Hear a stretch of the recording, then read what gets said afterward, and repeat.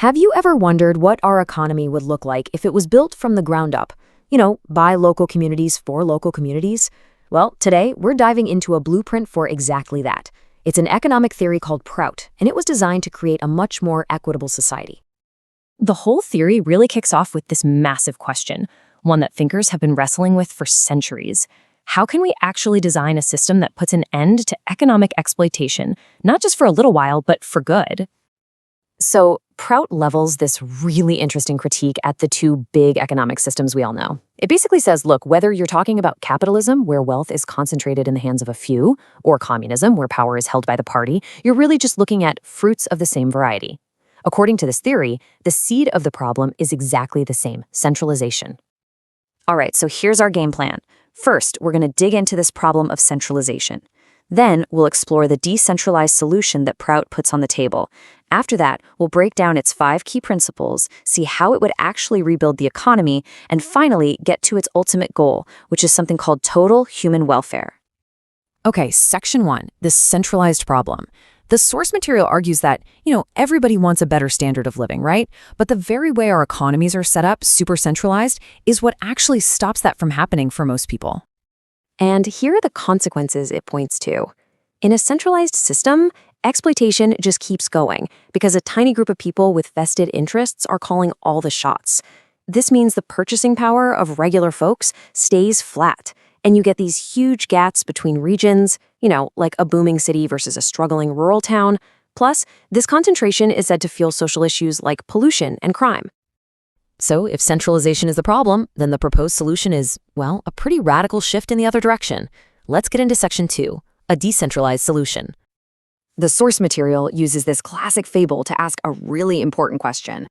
It's easy enough to point out what's wrong with centralization, but the real question is, who's actually going to step up and do something about it? The theory frames this as a call to action for communities to start building the pressure needed for a real change. So what does a decentralized economy actually mean here? It's all about flipping the pyramid upside down. Instead of top down, it's bottom up. All the economic planning starts at the local level, using the knowledge of the people who actually live there to build an economy that serves everyone in that community. Now, this isn't just some vague idea. PROUT actually lays out a pretty specific blueprint. And that brings us to Section 3, the 5 guiding principles that are the bedrock of this whole system. Here they are, all in one go. We're going to walk through each one.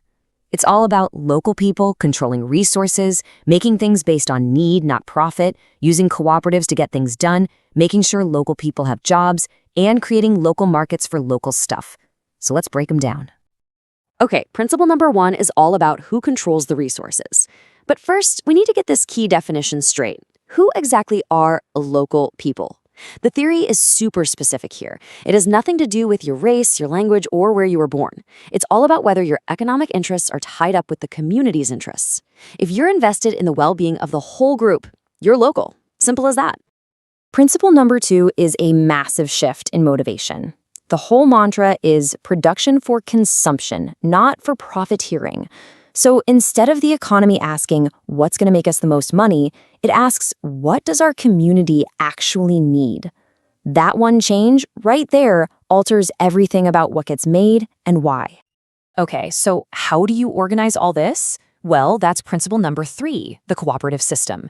The idea is that agriculture, industry, and trade should mostly be run by cooperatives. And why is that? Well, because they naturally use local materials to supply local markets, which creates a really stable, predictable economy. In this theory, you just can't have decentralization without cooperatives. They go hand in hand. The last 2 principles are what really locks this whole system together. They create this awesome, self-sustaining loop. Principle 4 says local people have to get jobs in local businesses. And Principle 5 says local markets have to prioritize selling stuff that's made locally. When you put those 2 together, you stop wealth from just draining out of the community. Money that's earned locally gets spent locally, which makes local businesses stronger, which creates more local jobs. It's a virtuous cycle. Okay, so we've got the principles down, but what does this actually look like in the real world? How would industries be set up? Let's get into Section 4, rebuilding the economy. This system is basically broken down into 3 tiers. At the very top, you've got your key industries. Think power grids, that kind of stuff. Those are managed by the local government. Then, the real engine of the economy, the medium-sized industries, those would be run by cooperatives. And at the base, you've still got room for small-scale private businesses run by individuals. Now, let's focus on those big key industries for a second, the ones the government runs. What should their profit margin be? According to this theory, it should be exactly 0%. And yep, you heard that right. That 0% is not a typo. The idea is that key industries should run on a no-profit, no-loss basis. The goal isn't to make money from essential services like power. The goal is to provide them at the absolute lowest cost possible. That way, you're boosting the entire local economy by lowering costs for every other business and every single consumer. And all of this brings us to the final and maybe the most important piece of the puzzle. Because this isn't just about shuffling money around or reorganizing businesses. It's about aiming for a much, much bigger goal. Section 5, Beyond Economics. The theory sees this as a journey, a kind of progression. Step 1 is economic prosperity, making sure everyone's basic needs are met. Once you have that, you get to step 2, individual and collective welfare. You solve all the day-to-day problems and create a real sense of security. And only then, once that foundation is solid, can people really focus on step 3, developing their full potential, what the theory calls psycho-spiritual progress. The economy is just a tool to get to that higher goal. And this connection is so important. Economic security isn't just about having enough to eat. It's about building mental strength and cultural confidence. A community that's self-sufficient is way more resilient against being exploited from the outside. This is also why the theory stresses using the local language for official business. It's all about reinforcing that shared identity and strength. So that was a quick tour of the PROUT blueprint for a decentralized economy.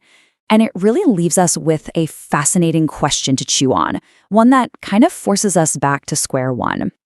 If we were sitting down with a blank sheet of paper today to design an economy, what should its primary goal even be? Should it be profit? Should it be growth? Or should it be something else entirely?